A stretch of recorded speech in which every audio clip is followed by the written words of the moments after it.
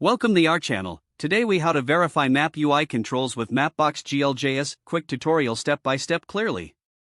To start, ensure you have a Mapbox access token. First, create a basic HTML file and include the Mapbox GL JS library. In your HTML file, set up a map container with a specific height and width. Next, initialize your map using the Mapbox GL JS API. Add your Mapbox access token to the map initialization. Use the setCenter method to focus on a specific geographical location. Set the initial zoom level using the setZoom method. Add controls to your map by using the addControl method.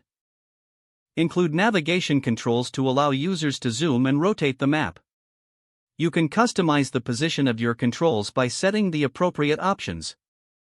Verify control functionality by testing zooming and rotating manually. To ensure the UI is responsive, check the map on different screen sizes.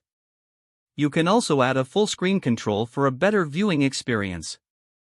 Test the full screen functionality to ensure it works seamlessly. Incorporate a geolocate control to allow users to find their current location. Test the geolocate functionality to confirm location accuracy. Lastly, review all functionalities to ensure they behave as expected. Your map UI controls are now verified and ready for use. If the page does not load, refresh the browser or try again in a private or incognito window. Make sure you are using the correct email address, then retype it carefully to avoid small typos.